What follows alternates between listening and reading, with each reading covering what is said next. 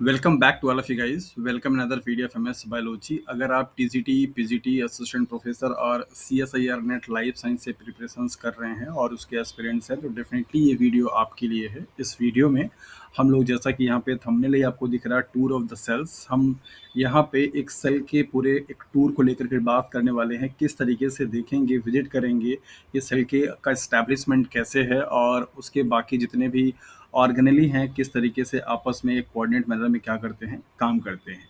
सो और ये मैं मान के चल रहा हूँ कि बेसिकली आपके पास सेल का जो बेसिक आइडिया है, जो कॉन्सेप्ट है, वो पहले से ही है। और यहाँ पे हम लोग ये डिस्कस नहीं करेंगे कि सेल कौन डिस्कवर किया, कब डिस्कवर हुआ, क्या साइंटिस्ट का नेम था। ये सारी चीज़ें मैं एज्यूम करके चलता हूँ कि आपको पता होगा। हम लोग यहाँ पे स्टार्ट करेंगे कुछ बेसिक कॉन्सेप्ट से, दैट इज़ व्हाट डिफरेंसेस। हम लोगों ने अपने यूजी, पीजी, 11 12 क्लासेस में बहुत पढ़े हैं कि सेल में डिफरेंसेस क्या होते हैं, प्रोकैरियोटिक्स में, यूकैरियोटिक्स में, प्लांट सेल्स में, एनिमल सेल्स में, बैक्टीरियल सेल्स में। सो आज यहाँ पे हम लोग स्टार्ट करने वाले हैं पहले सिमिलरिटीज से। कॉमन चीज़ें क्या हैं किसी भी टाइप की सेल्स हो, क्या ऐसे फैक्टर्स हैं या क्या वो पार्ट है या कंपोनेंट है जो कि सभी डिफरेंट काइंड के सेल्स में प्रेजेंट होती है। ब्रीफ के लिए आपको बता दें, जैसा कि आपको मालूम है अच्छी तरीके से, कि जो सेल्स होती हैं उनको दो कैटेगरी में डिवाइड किया जाता है, प्रोकैरियोटिक सेल्स में और यूकैरियोटिक सेल्स में। और बहुत सारे कॉमन डिफरेंसेस हम लोगों ने पढ़े हैं अपनी यूजी और पीजी की क्लासेस में कि प्रोकैरियोटिक सेल्स में क्या डिफरेंसेस होता है, यूकैरियोटिक सेल्स में क्या डिफरेंसेस होते हैं। आज यहाँ पे जो हम लोग डिस्कस करने वाले हैं वो पॉइंट्स होगा, that is features held in common by the two type of cells. यहाँ पे टू टाइप सेल्स से मतलब है that is a prokaryotic cells and eukaryotic cells. So pro and eukaryotic जो सेल्स हैं उन दोनों में क्या चीज़ें कॉमन हैं, क्या चीज़ें सिमिलर हैं, उनको यहाँ पे हम लोग क्या करते हैं, डिस्कस करते हैं। That is first point, that is plasma membrane of similar constructions. किसी भी प्रकार का सेल्स होगा, चाहे वो एल्गी हो, फंजाई हो, एनिमल हो, प्लांट हो, बैक्टीरियल सेल्स हो, कोई भी सेल्स अगर होगी, उसका सबसे जो कॉमन चीज़ है that is the plasma membrane. और मेम्ब्रेन का जो कंपोजिशन होगा, जो कंस्ट्रक्शन होगा, वो सबके लिए क्या है, सिमिलर है। हालांकि उसमें प्रोटीन का और लिपिड का जो रेशियो होगा वो वेरी कर सकता है, लेकिन जो उनका स्ट्रक्चर होगा, मीन्स जो बनने का कंस्ट्रक्शन का तरीका होगा, वो सेम वैसा ही होगा जैसा कि आपको मेम्ब्रेन, चाहे वो प्लाज्मा, चाहे वो बैक्टीरियल सेल्स हो, चाहे वो प्लांट सेल्स हो, चाहे वो एनिमल सेल्स हो। तो सभी डिफरेंट टाइप्स के जो सेल्स होते हैं, जैसे बेसिकली दो टाइप का सेल्स बताया गया, प्रोकैरियोटिक एंड यूकैरियोटिक, तो उन टाइप के फर्दर जितने भी ऑर्गेनिज्म, मतलब जितने भी ऑर्गेनिज्म होंगे, उनके जो सेल्स होते हैं, उन सेल्स का मेम्ब्रेन जो होगा सब में क्या होगा, कॉमन होगा। कई बार ये एग्जाम्स में क्वेश्चंस आते हैं कि कॉमन चीज़ क्या है प्रोकैरियोटिक और यूकैरियोटिक में, प्लाज्मा या फिर प्लांट सेल्स में, एनिमल सेल्स में। तो number one is that is the plasma membrane का कंस्ट्रक्शंस, बनावट जो होगी सभी में क्या होगा, कॉमन होगा। सेकेंड पॉइंट बोलता है that is the genetic information encoded in DNA using identical genetic code. चाहे बैक्टीरियल सेल्स हो, प्लांट सेल्स हो या एनिमल सेल्स हो, सबके पास जो आपका डीएनए है that is the genetic material. उस जेनेटिक मटेरियल में, मीन्स डीएनए में जो इन्फॉर्मेशन इनकोडेड है in the form of a triplicate, that is the ATC या AUG, जिसको क्या आप ट्रिप्लिकेट कोडॉन बोलते हैं। इस कोडॉन को, दैट इज जेनेटिक कोडॉन का जो कोड है वो सबके लिए क्या है, यूनिवर्सल है। मीन्स व्हाट, अगर AUG इनिशिएशन कोडॉन का काम करता है और ये मेथियोनिन को कोड करता है प्रोकैरियोटिक में, तो ये आपका यूकैरियोटिक में भी मेथियोनिन को ही कोड करेगा, किसी दूसरे को कोडिंग नहीं करेगा। तो यहाँ पे आइडेंटिकल जेनेटिक कोड का मतलब क्या हुआ कि जो भी जीन्स के ट्रिप्लिकेट कोडॉन होते हैं, उन कोडॉन के लिए जो कोड करने वाले अमीनो एसिड्स हैं, उनका उनका कोडॉन और उनका अमीनो एसिड क्या है, सब में सेम है, चाहे वो प्रोकैरियोटिक हो चाहे वो यूकैरियोटिक हो। हालांकि कुछ चीज़ें आपको आगे जब आप पढ़ेंगे तो आपको देखने को मिलेगा कि दैट इज माइटोकॉन्ड्रिया में, क्लोरोप्लास्ट में कुछ चीज़ें देखने को डिफरेंसेस मिलती हैं। तो जेनेटिक इन्फॉर्मेशन जो कि डीएनए में इनकोडेड है और उनका जो जेनेटिक कोड है वो सब में क्या है, कॉमन है। मेम्ब्रेन भी क्या है, कंस्ट्रक्शंस क्या है, कॉमन है। थर्ड पॉइंट कहता है similar mechanism for transcription and translation of genetic information including similar ribosome. बताया जा रहा है आपको यहाँ पे कि जो ट्रांसक्रिप्शंस और translations means that is DNA से एमआरएनए का बनना क्या कहलाता है, ट्रांसक्रिप्शन। तो मान लीजिए अगर आपका ये एमआरएनए है और यहाँ पे क्या है आपका, दैट इज डीएनए है, तो इससे इस प्रोसेस, यहाँ से इस डीएनए से एमआरएनए की बनने की प्रोसेस को ट्रांसक्रिप्शन बोला जाता है। और एमआरएनए से क्या है आपका, प्रोटीन की सिंथेसिस को आप क्या बोलते हैं, ट्रांसलेशन बोलते हैं। तो बताया जा रहा है कि जो भी टाइप के सेल्स हैं मीन्स प्रोकैरियोटिक या यूकैरियोटिक, उनमें मशीनरी क्या है, कॉमन है। ये बात अलग है कि आपको जो उनमें इन्वॉल्व होने वाले फैक्टर्स या प्रोटीन या जो भी मॉलिक्यूल्स होते हैं, एंजाइम्स होते हैं, वो अलग-अलग होते हैं, लेकिन प्रोसेस जो है वो सेम है कि वहाँ पे फिर ट्रांसक्रिप्शन से आपका डीएनए से आरएनए बनेगा मीन्स एमआरएनए बनेगा, ट्रांसलेशन की प्रोसेस में आरएनए से प्रोटीन बनेगा, यही सेम प्रोसेस आपका यूकैरियोटिक में भी होगा और सिमिलरली वैसे ही हैपेंस होती हैं जिस तरीके से वहाँ पे होता है। बस डिफरेंसेस किसके होते हैं, वो है आपकी इन्वॉल्वमेंट ऑफ फैक्टर्स के, एंजाइम्स के और प्रोटीन मॉलिक्यूल्स के, बट उनमें मशीनरी जो होती है वो क्या है, सिमिलर है मीन्स कॉमन है। थर्ड फोर्थ पॉइंट बोलता है shared metabolic pathway that is glycolysis and TCA cycle. सब लोगों ने पढ़ी है ग्लूकोज के मेटाबॉलिज्म में ग्लाइकोलाइसिस बहुत ही कॉमन सा पाथवे होता है। सारे कॉम्पिटिटिव एग्जाम्स में यहाँ से क्वेश्चन आते हैं, इनके एंजाइम से, बाई प्रोडक्ट से, इरिवर्सिबल रिएक्शन से, सब तरीके से क्वेश्चन यहाँ पूछे जाते हैं। TCA cycle basically aerobic respiration करने वाले जो ऑर्गेनिजम्स होते हैं उनमें चलता है और आपको यहाँ पे पढ़ाया जाता है कि माइटोकॉन्ड्रिया में किस तरीके से टीसी साइकिल चलती है। तो ग्लाइकोलाइसिस या टीसी साइकिल चाहे आप प्लांट में पढ़ लीजिए, चाहे आप एनिमल में पढ़ लीजिए या फिर आप बैक्टीरिया में पढ़ लीजिए, ऐसे बैक्टीरिया जो कि एरोबिक रेस्पिरेशन करते हैं उन सभी में आपका टीसी साइकिल चलेगा। ग्लाइकोलाइसिस तो हालांकि सभी में कॉमन है क्योंकि ग्लाइकोलाइसिस के लिए किसी भी ऑक्सीजन मॉलिक्यूल का इन्वॉल्वमेंट नहीं होता, दैट्स वाई वो एरोबिक हो या एनारोबिक हो, प्रोकैरियोटिक हो, यूकैरियोटिक हो, सभी डिफरेंट काइंड्स के ऑर्गेनिजम्स में चलने वाला जो कॉमन पाथवे है वो क्या है, that is the glycolysis. Glycolysis में होता क्या है, अगर आपने पढ़ा है तो आपको मालूम होगा कि ग्लूकोज के मॉलिक्यूल क्या होते हैं, पायरुविक एसिड में कन्वर्ट हो जाते हैं। तो ये पायरुविक एसिड जो है आपका ग्लाइकोलाइसिस का एंड प्रोडक्ट होता है और ये फर्दर अब जाएगा कहाँ पे, टीसी साइकिल में, जहाँ पे एटीपी क्या होती है, जनरेट होती है in the form of NADH and FADS के फॉर्म में, राइट। तो ग्लाइकोलाइसिस और टीसी साइकिल ये दोनों चीज़ें क्या होती हैं, कॉमन होती हैं। इनका जो पाथवे है, इनकी जो साइकिल है, जो एंजाइम्स होते हैं, वो सब कुछ एज इट इज़ सेम है, बैक्टीरिया में भी और प्लांट में भी और एनिमल में भी कोई डिफरेंसेस देखने को आपको नहीं मिलेगा। नेक्स्ट पॉइंट है similar apparatus for the conservation of a chemical energy as ATP located in the membrane, plasma membrane of the prokaryotic and the mitochondrial membrane of the eukaryotic। बताया जा रहा है कि जो एटीपी को जनरेट करने के लिए मशीनरी है या जो प्रोसेस है, दैट इज एटीपी सिंथेस, जिससे कि एटीपी जनरेट होती है या बनता है, वो दोनों ही तरीके के सेल्स में क्या है, कॉमन होती है, मेम्ब्रेन में ही पाई जाती है। हालांकि यूकैरियोटिक में अगर आप देखेंगे तो बेसिकली ये माइटोकॉन्ड्रिया की जो मेम्ब्रेन होती है, माइटोकॉन्ड्रिया की मेम्ब्रेन में पाया जाता है, और जो कि अगर आप प्रोकैरियोटिक में देखेंगे तो ये सिंपली सेल जो मेम्ब्रेन होती है वहाँ पे पाई जाती है, लेकिन होता ये मेम्ब्रेन में ही है और एटीपी को कंजर्व करने का तरीका भी सबका वही, दोनों का क्या है, सेम होता है। नेक्स्ट पॉइंट आपसे बताता है similar mechanism of photosynthesis between cyanobacteria and green plant. Cyanobacteria जिसको कि आप BGA means blue green algae के नाम से भी जानते हैं, कई बार ये कन्फ्यूजन हो जाता है कि ये एल्गी है या बैक्टीरिया, तो डेफिनेटली ये क्या है, बैक्टीरिया है। ऐसा बैक्टीरिया जो कि ऑटोट्रॉपिक नेचर का होता है, मीन्स ये अपने आप में क्या है, फोटोसिंथेसिस कर सकता है। तो इनका जो मशीनरी है फोटोसिंथेसिस करने का और ग्रीन प्लांट का है, वो दोनों सेम है। हालांकि वहाँ पे पिगमेंट सिस्टम मीन्स पीएस जो होता है वो आपके डिफरेंट डिफरेंट होते हैं। बैक्टीरिया में आपको कुछ अलग वेवलेंथ पे दिखाई देगा और यूकैरियोटिक में कुछ अलग दिखाई देगा, लेकिन अल्टीमेटली जो मैकेनिज्म है फोटोसिंथेसिस का, दैट मीन्स लाइट का, वाटर का स्प्लिट अप होना in the presence of light, then वो इलेक्ट्रॉन का एक्साइटेड होना, फिर कोई मॉलिक्यूल्स को उसको कैरी करना, फिर कैरी करने के बाद इस तरीके से एटीपी का जनरेट होना। तो ये आपके जो प्रोसेसेस हैं फोटोसिंथेसिस के, वो आपका चाहे प्रोकैरियोटिक हो या यूकैरियोटिक हो, मैकेनिज्म उनमें सेम है, लेकिन इन्वॉल्वमेंट मॉलिक्यूल्स का या पिगमेंट सिस्टम का क्या होता है, डिफर होता है, मीन्स अलग अलग होते हैं। Similar mechanism for the synthesising and inserting membrane protein. Membrane जो प्रोटीन्स होती हैं उनको सिंथेसाइज करने का और उनको इंसर्ट करने का जो तरीका है वो भी दोनों में ही क्या होता है, कॉमन होते हैं, चाहे प्रोकैरियोटिक हो या यूकैरियोटिक हो। Proteasomes means protein digesting structures of similar constructions between the archaebacteria and eubacteria. ये देखा, प्रोटियोसोम बेसिकली एक ऐसा मॉलिक्यूल है जो कि प्रोटीन को डाइजेस्ट करने का काम करता है। उनका कंस्ट्रक्शंस दोनों में देखने को सेम मिला है, आर्कियोबैक्टीरिया में और यूबैक्टीरिया में, सॉरी यूकैरियोट में। तो आर्कियोबैक्टीरिया क्या है, जब आप पढ़ेंगे बैक्टीरिया का क्लासिफिकेशन तो आपको मिलेगा कि बैक्टीरिया को दो कैटेगरी में डिवाइड किया जाता है, that is the you bacteria and archaebacteria. तो यू बैक्टीरिया वो होते हैं जो कि ट्रू बैक्टीरिया होते हैं, आर्के बैक्टीरिया वो होते हैं जो कि एक्सट्रीम कंडीशंस पे सर्वाइव करने वाले देखे जाते हैं, उनकी पॉपुलेशन कम होती है as compare to the you bacteria के।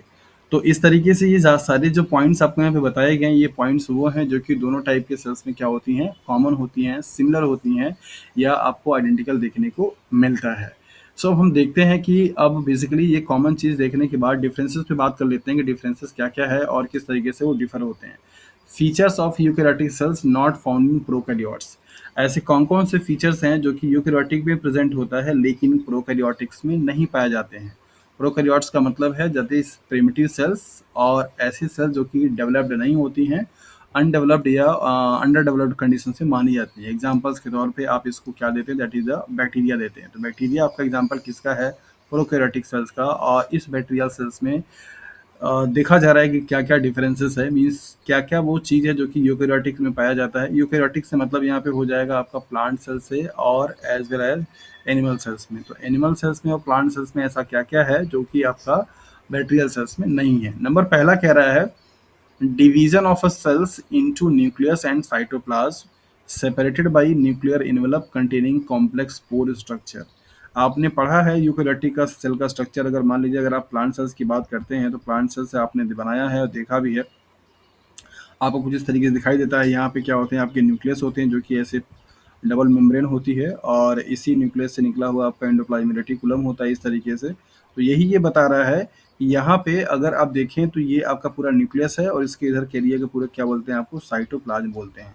तो साइटोप्लाज्म और इसके बाद न्यूक्लियस, ये दोनों आपस में क्या है, सेपरेट होते हैं। इसको आप बोलते हैं दैट इज न्यूक्लियर पोर, जो कि यहाँ के मटेरियल को अंदर ले जाना, अंदर के मटेरियल को बाहर ले जाने में क्या करता है, हेल्प करता है। तो सेल का डिवीजन मीन्स एक पार्ट है जो कि आपका न्यूक्लियस के चारों तरफ का है, जिसको आप साइटोप्लाज्म बोलते हैं, और एक है आपका दैट इज द न्यूक्लियस बोलते हैं। अगर इन दोनों को कभी कभी सवाल आपसे पूछा जाता है कि प्रोटोप्लाज्म और साइटोप्लाज्म में क्या डिफरेंसेस है। बहुत बारी मैंने एग्जाम मतलब बच्चों से सवाल पूछे हैं, और इनके सही तरीके के जवाब देने में वो लोग असमर्थ रहते हैं। आपके लिए भी ये क्वेश्चन है कि आप बताएं कि साइटोप्लाज्म और प्रोटोप्लाज्म में क्या डिफरेंसेस होता है। तो पहला यहाँ पे डिफरेंसेस आपने देखा कि जो प्रोकैरियोटिक्स में नहीं है वो क्या है, कि प्रोकैरियोटिक सेल्स में ऐसा कोई डिवीजन नहीं होता है न्यूक्लियस का और साइटोप्लाज्म का। वहाँ पे चूंकि न्यूक्लियस नहीं पाया जाता है तो उनका जेनेटिक मटेरियल साइटोप्लाज्म में ही क्या होता है, ऐसे स्केटर्ड फॉर्म में पड़ा रहता है। दूसरा यहाँ पे पॉइंट दे रहा है complex chromosome composed of DNA and associated protein that are capable of compacting into mitotic structure. बता रहा है कि यूकेरियोटिक सेल्स में जो डीएनए होता है, चूंकि बहुत ही लॉन्ग थ्रेड लाइक स्ट्रक्चर्स होते हैं, और उनको छोटे से न्यूक्लियस में कॉम्पैक्ट फॉर्म में क्या करना होता है, अरेंज करना होता है।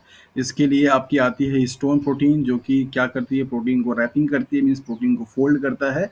इस तरीके का कॉम्पैक्टिंग वाला जो स्ट्रक्चर है वो आपको बैक्टीरियल सेल्स में देखने को नहीं मिलेगा, क्योंकि वहाँ पे न्यूक्लियस नहीं होता है। उनके पूरे सेल्स में ऐसे आपको डीएनए दिखाई देता है, मीन्स क्रोमोसोम आपको दिखाई देते हैं। अगर आप स्ट्रक्चर देखेंगे, अभी आगे आपको स्ट्रक्चर हम दिखाएंगे भी।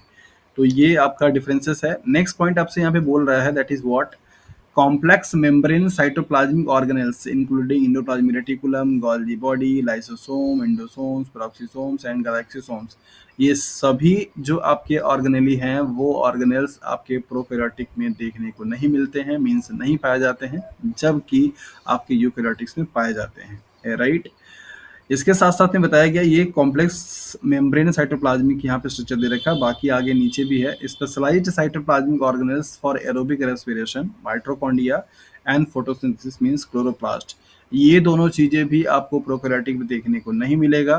Complex cytoskeleton system including microfilaments, intermediate filaments, microtubules and associated motor proteins, ये चीज भी मीन्स साइटोस्केलेटन का कॉन्सेप्ट आपको प्रोकैरियोटिक में देखने को नहीं मिलते हैं। तो ये कुछ पॉइंट्स हैं जो पॉइंट्स आपको डिफर करते हैं प्रोकैरियोटिक्स के और यूकेरियोटिक्स के सेल्स के बीच में। कुछ पॉइंट्स और भी है यहाँ पे, कॉम्प्लेक्स फ्लैजिला एंड सीलिया। आप बोलोगे कि सर फ्लैजिला तो बैक्टीरिया में भी पाया जाता है, बट बैक्टीरिया के फ्लैजिला का और यूकेरियोटिक के फ्लैजिला का स्ट्रक्चर काफ़ी डिफर होता है। जब आप डिटेल में पढ़ाएंगे तो आपको मालूम चलेगा। ability to ingest fluid and particular material by the enclosed within plasma membrane vesicles, that is endocytosis and phagocytosis। बताया जा रहा है कि जो यूकेरियोटिक सेल्स होती हैं उनके पास ये एबिलिटी होती है कि सपोज कीजिए कोई अगर आपका सेल है और इसके नियर बाई में कोई ये पार्टिकल है, ये पार्टिकल को क्या कर सकता है, ये इंगल्फ कर सकता है, जिसको कि आप फैगोसाइटोसिस बोलते हैं या इंडोसाइटोसिस बोला जाता है। ये चीज़ बैक्टीरियल सेल्स नहीं कर पाता है, नेक्स्ट है cellulose containing cell wall in plants. Plants में जो सेल वॉल है वो आपका सेलुलोज का मिलकर बना होता है। बैक्टीरियल सेल्स में सेल वॉल होता तो जरूर है, लेकिन वो बना किसका होता है, दैट इज द पेप्टिडोग्लाइकॉन का मिलकर के बना होता है। तो पेप्टिडोग्लाइकॉन आपका हेटेरोपॉलीसेकेराइड है, जबकि सेलुलोज आपका प्योर तरीके से पॉलीसेकेराइड है, मींस होमोपॉलीसेकेराइड है। इसके बाद नेक्स्ट पॉइंट आपको दिया जा रहा है cell division using a microtubule containing mitotic spindle that separate chromosome. पढ़ा है आपने सेल डिवीजन के बारे में कि पूरा मेटाफेज जो होता है वहां पर आकर के क्रोमोसोम से ऐसे अलाइंड हो जाते हैं, और यहाँ पे स्पिंडल फाइबर जो आता है, स्पिंडल फाइबर से निकलने वाली ये चीजें क्या करती हैं, इसको पुल करती हैं। तो एक पार्ट आपका पूरा यहाँ चला जाता है, एक पार्ट आपका यहाँ चला जाता है, डिवीजन इस तरीके से हो जाती है। ऐसा डिवीजन आपको प्रोकैरियोटिक सेल्स में देखने को नहीं मिलता है। नेक्स्ट पॉइंट यहाँ पे बोल रहा है presence of 2 copies of a gene per cells diploid, one from each parents. आपको बताया जा रहा है कि एक ही सेल्स में हर एक जीन का क्या होती है, 2 कॉपी होती है। एक कॉपी मदर से आता है, एक कॉपी आता है फादर से, राइट। तो ऐसा चीज आपको बैक्टीरिया में देखने को नहीं मिलेगा। Presence of 3 different RNA synthesis enzyme that is RNA polymerase. Bacteria के केसेस में आप देखेंगे कि वहाँ पे आपको सिंगल आरएनए मॉलिक्यूल से क्या होता है, चीज़ें सिंथेसाइज हो जाती हैं, जबकि यहाँ पे आपको डिफरेंट आरएनए सिंथेसाइजिंग एंजाइम्स होते हैं आरएनए मॉलिक्यूल को बनाने के लिए, आरएनए पॉलीमरेज जिसको आप बोलते हैं। Sexual reproduction requiring meiosis and fertilisation. Eukaryotic cells में सेक्सुअल रिप्रोडक्शन होने के लिए फर्टिलाइजेशन होगा, फिर मियोसिस होगी, और मियोसिस का होने का पर्पज सिर्फ ये होता है कि यहाँ पे haploid cells means N number of cell क्या होता है, जनरेट होता है, जो कि फर्टिलाइज करके फिर 2 एन नंबर ऑफ सेल आपके मिलकर क्या बनाते हैं, 2n बना लेते हैं, जिसको कि आप जाइगोट के नाम से जानते हैं। ये चीजें आपको प्रोकैरियोटिक मींस बैक्टीरियल सेल्स में देखने को नहीं मिलती है। So dear aspirants, this is all about the common and differences means common feature of both cells and differences in the both cells discussed here। तो होपफुली कि अभी आपको इनके बारे में अच्छे तरीके से आइडिया लग गया होगा। अब हम लोग यहाँ पे चलते हैं, एक सेल को देखते हैं और सेल के सारे कंपोनेंट को समझते हैं कि किस तरीके से क्या चीज़ें काम करती हैं, एंड होपफुली कि इसके बारे में आपको आइडिया होगा। ये नॉमेनक्लेचर पे ध्यान अगर आप नहीं देंगे तो कोई ज़रूरत नहीं है ध्यान देने की। सिंपली अगर हम लोग यहाँ पे समझें तो ये पूरा आपको जो पार्ट दिखाई दे रहा है ये क्या है, आपका न्यूक्लियस है। न्यूक्लियस एक आपका डिसकॉन्टिन्यूअस डबल मेम्ब्रेन से बनी हुई क्या होती है, सर्कल टाइप में स्ट्रक्चर्स होती है। डिसकॉन्टिन्यूअस मैंने इसलिए बोला क्योंकि ये पूरा सर्कल इस तरीके का नहीं होता है, ये सर्कल आपका इस तरीके का होता है, बीच बीच में आपको गैप होते हैं, ब्रेकेज होता है, और इन गैप ब्रेकेज को या गैप को आप क्या बोलते हो, that is a nuclear pore के नाम से जाना जाता है। और ये न्यूक्लियर पोर का काम क्या होता है कि ये इसी पोर से, मान लीजिए कोई मटेरियल साइटोप्लाज्म में है तो वो यहाँ से होकर के कहाँ जाएगा, अंदर में जाएगा, और अंदर से कोई मटेरियल क्या होगा आपका बाहर आता है। तो न्यूक्लियस आपका एक डिसकॉन्टिन्यूअस डबल मेम्ब्रेन क्या है, बाउंड एक पार्ट है, जो कि जेनेटिक मटेरियल को क्या करता है, कंटेन करता है, मीन्स डीएनए को। साथ साथ यहाँ पे एक डार्क सर्कल, डेंस सर्कल पाया जाता है, जिसको कि आप न्यूक्लियोलस के नाम से जानते हैं। और ये न्यूक्लियोलस आपका आरआरएनए की फैक्ट्री मानी जाती है सिंथेसिस करने के लिए। आरआरएनए वो आरएनए है जो कि राइबोसोम में क्या करता है, पार्टिसिपेट करता है। कई बारी आपसे एग्जाम में सवाल ये पूछा गया कि न्यूक्लियोलस का मेन फंक्शन क्या है, किसको बनाने के लिए रिस्पॉन्सिबल होता है, या आरआरएनए की फैक्ट्री किसको बोलते हैं, या आरआरएनए सिंथेसिस कहाँ पे होता है, ये चीज़ आपको पूछा जाता है। तो जैसा कि आपको मालूम है कि आरएनए जो है आपका 3 टाइप्स का, दैट इज एमआरएनए है, और इसके बाद टीआरएनए है, फिर इसके बाद आपका आरआरएनए है। तो इस तरीके से आपको यहाँ पे मालूम है। तो एमआरएनए आपका दैट इज द जो कि जेनेटिक इन्फॉर्मेशन को ट्रांसपोर्ट करता है और उससे आपके प्रोटीन बनते हैं। टीआरएनए जो कि अमीनो एसिड्स को ट्रांसफर करने में क्या करता है, हेल्प करता है। आरआरएनए जो कि राइबोसोम का कंपोनेंट है, और राइबोसोम जो कि प्रोटीन सिंथेसिस में मेजर इंपॉर्टेंट रोल प्ले करता है। न्यूक्लियस का जो ये डिसकॉन्टिन्यूएशन है, और इसी के आउटर वाले मेम्ब्रेन से ही क्या होती है, एंडोप्लाज्मिक रेटिकुलम की क्या होती है, ओरिजिन होती है। मींस एंडोप्लाज्मिक रेटिकुलम आपका आउटर न्यूक्लियर मेम्ब्रेन से मिलकर के बना होता है। इस न्यूक्लियस में क्या क्या चीजें हो सकती हैं उसको मेजरली यहाँ पे ध्यान देते हैं। सबसे पहला चीज तो जो न्यूक्लियस में होने वाला है वो क्या है, डीएनए का रेप्लिकेशन। मतलब डीएनए का एक मॉलिक्यूल से 2 मॉलिक्यूल का बनना भी कहाँ पे होगा, आपका इसी न्यूक्लियस में होगा। इसके साथ में आपका क्या होगा, डीएनए ट्रांसक्रिप्शन। ट्रांसक्रिप्शन की जो प्रोसेस होगी वो कहाँ पे होगी, न्यूक्लियस में होगा। अब यहाँ से बनने वाले जो एमआरएनए मॉलिक्यूल होते हैं, जैसे ट्रांसक्रिप्शन में क्या हुआ कि जो भी आपका डबल स्ट्रैंडेड डीएनए था उस डीएनए से क्या बन गया आपका, that is a single stranded mRNA. अब ये एमआरएनए से न्यूक्लियर पोर से होता हुआ ट्रांसपोर्ट होकर कहाँ पर आएगा आपका, यहाँ पे, means that is the cytoplasm में। और प्रोसेस होने के बाद, प्रोसेसिंग का मतलब आरएनए प्रोसेसिंग, जिसमें कि आपने स्प्लाइसिंग और टेलिंग और कैपिंग ये सब पढ़ा हुआ है। तो ये ट्रांसक्रिप्शन की प्रोसेस और रेप्लिकेशन की प्रोसेस आपकी कहाँ पे होगी, इनसाइड द न्यूक्लियस। ट्रांसलेशन की जो प्रोसेस है वो कहाँ पे होगा आपका, साइटोप्लाज्म में होगा। अब यहाँ पे एक बार आपका जो एमआरएनए आया कैप्ड होकर के और स्प्लाइस्ड होकर के, इस एमआरएनए से क्या बनेगा आपका, प्रोटीन बनेगा। तो जो प्रोटीन आपकी बनेगी उसको आप नेसेंट प्रोटीन बोलते हो। ये नेसेंट प्रोटीन आपको कहाँ पे जाएगा, इंडोप्लाज्मिक रेटिकुलम में। और इंडोप्लाज्मिक रेटिकुलम में जाएगा तो वहाँ पे क्या होगा, प्रोटीन का मॉडिफिकेशंस होते हैं। और उस मॉडिफिकेशंस होने के बाद फिर ये प्रोटीन आपके कहाँ पे आएगी, that is the Golgi body में। और गोल्जी बॉडी में फाइनल टच दिया जाता है, मीन्स फाइनली उसको इक्विप्ड किया जाता है, रेडी किया जाता है फंक्शनल स्टेज में लाने के लिए। उसको फोल्ड करके उसमें ग्लाइकोसाइलेशन, फॉस्फोराइलेशन, जो भी जरूरत चीज़ें होती हैं उनको करके उसको पूरी तरीके से रेडी किया जाता है। और अब ये गोल्जी बॉडी क्या करेगा, डिसाइड करेगा कि ये वाली प्रोटीन इसी माइटोकॉन्ड्रिया में जाएगी, या आपका क्लोरोप्लास्ट में जाएगा, या आपका न्यूक्लियस में जाएगा, या साइटोप्लाज्म में रहेगा, या फिर क्या होगा, बाहर जाएगा।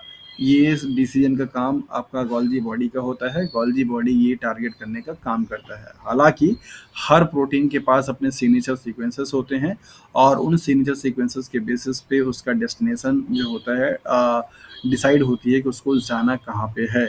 तो इंडोप्लाज्मिक रेटिकुलम का काम हुआ जो भी प्रोटीन बनी उसको प्रोसेस करना, उसके बाद उसको ट्रांसफर करके गोल्जी बॉडी को भेजना। गोल्जी बॉडी का काम हुआ कि उसको टारगेट करके अलग अलग लोकेशन पे भेजने का काम करता है, राइट। क्लोरोप्लास्ट, जिसका कि आपको अच्छी तरीके से फंक्शंस मालूम है कि ये फोटोसिंथेसिस में इन्वॉल्व होता है। और फोटोसिंथेसिस एक ऐसी प्रोसेस है जिसमें प्लांट सेल्स सनलाइट के प्रेजेंस में CO2 और वाटर के हेल्प से क्या करते हैं, आपका कार्बोहाइड्रेट का सिंथेसिस करते हैं। फूड प्रिपेयर करने का मेजर रोल होता है, दैट इज द क्लोरोप्लास्ट का। माइटोकॉन्ड्रिया की बात करें तो माइटोकॉन्ड्रिया, जैसा कि आपको मालूम है अच्छे तरीके से कि ये power house of the cells होता है। और यहाँ पे वो सारे बायोकेमिकल रिएक्शंस चलते हैं जिससे कि एटीपी क्या होती है, जनरेट होती है। सवाल कभी कभी कभी आपसे पूछा जाता है कि एटीपी जनरेट आपका माइटोकॉन्ड्रिया में भी हो रहा है, एटीपी जनरेट आपका क्लोरोप्लास्ट में हो रहा है, दोनों में क्या डिफरेंस है। क्लोरोप्लास्ट में एटीपी जो जनरेट होती है उसको आप बोलते हैं फोटोफॉस्फोराइलेशन, जबकि यहाँ पे जो होती है उसको बोलते हैं ऑक्सीडेटिव फॉस्फोराइलेशन। तो ऑक्सीडेटिव फॉस्फोराइलेशन कहाँ पे होगा, माइटोकॉन्ड्रिया में होगा।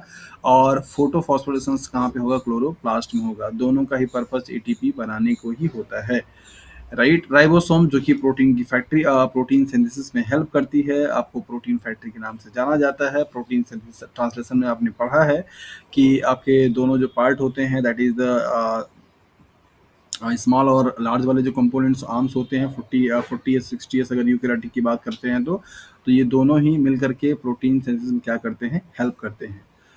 इसके साथ अगर यहाँ पे प्लाज्मा मेम्ब्रेन की बात करें तो ये अपने आप में काफ़ी काफ़ी कॉम्प्लेक्स पार्ट होता है। यहाँ पे स्टार्ट में समझ लेते हैं कि ये मॉलिक्यूल्स के ट्रैफिकिंग का काम करता है। कौन सा मॉलिक्यूल सेल के अंदर में जाएगा और कौन सा बाहर रह जाएगा, कौन सा बाहर से सेल के अंदर से बाहर जाएगा, ये सब कुछ काम आपका मेम्ब्रेन के थ्रू होता है। रफ इंडोप्लाज्मिक रेटिकुलम बेसिकली आपका वो मॉलिक्यूल होता है जो कि आपके प्रोटीन के सिंथेसिस में क्या करते हैं, हेल्प करते हैं। अगर स्मूथ इंडोप्लाज्मिक रेटिकुलम की बात करें तो वो लिपिड के डाइजेशन में, लिपिड के ऑक्सीडेशन में क्या करते हैं, हेल्प करते हैं, राइट। तो इस तरीके से वैक्यूल जो कि आपका स्टोरेज हाउस के रूप में भी जाना जाता है, काफ़ी एरिया कवर करता है। और ये इसमें सेल्स में जो भी डिब्रिजेस होती हैं वो सब आकर के क्या होती हैं, यहाँ पे इकट्ठा हो जाती हैं। माइक्रोट्यूब्यूल जो कि आपको मैंने बता दिया कि ये आपके साइटोस्केलेटन को बनाने में क्या करता है, हेल्प करता है। और साइटोस्केलेटन वो है जो कि सेल के इंटीग्रिटी को, सेल के शेप को बनाए रखने में क्या करता है, हेल्प करता है। तो इस तरीके से स्मूथ इंडोप्लाज्मिक रेटिकुलम का मतलब क्या हुआ कि जिस इंडोप्लाज्मिक रेटिकुलम की सरफेस पे राइबोसोम्स का इमीडिएट नहीं होगा वो क्या होगा, स्मूथ। और जहाँ पे राइबोसोम अटैच्ड होंगे वो क्या होगा, रफ। तो रफ इंडोप्लाज्मिक रेटिकुलम जो होता है वो आपका प्रोटीन के लिए इन्वॉल्वमेंट होती है। स्मूथ इंडोप्लाज्मिक रेटिकुलम जो होता है वो आपका कहाँ पे है, लिपिड के लिए होता है। इस तरीके से अगर आप यहाँ पे देखेंगे तो आपको मालूम चलेगा कि न्यूक्लियस से होता हुआ चीज़ आपका साइटोप्लाज्म में आएगा, साइटोप्लाज्म से फिर एंडोप्लाज्मिक रेटिकुलम में जाएगा, रेटिकुलम रेटिकुलम से होकर के गोल्गी बॉडी में आएगा, गोल्गी बॉडी से होकर के यहाँ पे वेसिकल्स बनेंगे, लाइसोसोम्स बनेंगे, फिर आपका क्या होगा, चला जाएगा सेल्स प्रोटीन को जहाँ जाना होगा। बाकी आपके mitochondria, Golgi body, endoplasmic reticulum और क्लोरोप्लास्ट, ये सब मिल करके सेल्स को अपने अलग अलग फंक्शंस को क्या करते हैं, परफॉर्म करते हैं। सिमिलरली वैसे ही जैसे हमारी पूरी बॉडी में अलग अलग ऑर्गन्स पाए जाते हैं और इन अलग अलग ऑर्गन्स का क्या होता है, अलग अलग अपना फंक्शंस होता है। लाइक अगर आप देखेंगे तो आपके लंग्स का फंक्शन कुछ अलग है, आपके स्टमक का फंक्शन कुछ अलग है, इंटेस्टाइन का फंक्शन कुछ अलग है। इस तरीके से अगर आप देखेंगे वैसे ही आपके सेल ऑर्गेनल्स में अलग अलग जो कंपोनेंट्स पाए जाते हैं उनका अलग अलग क्या होता है, फंक्शंस होता है। सो ये स्ट्रक्चर्स होपफुली अभी आप देख पा रहे होंगे कि किसका है। दैट इज डेफिनेटली ये प्लांट सेल्स का स्ट्रक्चर है और प्लांट सेल्स में सबसे आउटर मोस्ट जो लेयर है वो क्या है, that is the cell wall है। यहाँ पे दूसरा स्ट्रक्चर आपको दैट इज प्रोकैरियोटिक का है, बैक्टीरिया का है। काफ़ी सिंपल से स्ट्रक्चर है। ये बैक्टीरिया का फ्लैजिला है जो कि इसको लोकोमोशन में हेल्प करता है, मीन्स मूव करने में हेल्प करता है। राइबोसोम जो कि यहाँ पे 70s टाइप का पाया जाता है और ये आपका प्रोटीन सिंथेसिस में क्या करता है, हेल्प करता है। डीएनए जो कि न्यूक्लियड की फॉर्म में है, मीन्स आपका ये जेनेटिक मटेरियल होता है और जेनेटिक इन्फॉर्मेशन को इनकोड करता है, मीन्स इन्फॉर्मेशन को लिए रहता है। प्लाज्मा मेम्ब्रेन जो कि आपका सेल का बैरियर है और कंपोनेंट्स को ट्रांसपोर्ट होने में हेल्प करता है। और सेल वॉल जो कि आपका पूरा सॉलिड मटेरियल होता है और जो कि पेप्टाइडोग्लाइकॉन का मिलकर बना होता है। और कैप्सूल, तो यहाँ पे बैक्टीरिया में अगर आप देखेंगे तो बैक्टीरिया में 3 लेयर है। आउटर मोस्ट लेयर क्या है, आपका कैप्सूल है, उसके बाद फिर आपका क्या है, सेल वॉल है, सबसे लास्ट में इनर की तरफ क्या है, आपका प्लाज्मा मेम्ब्रेन।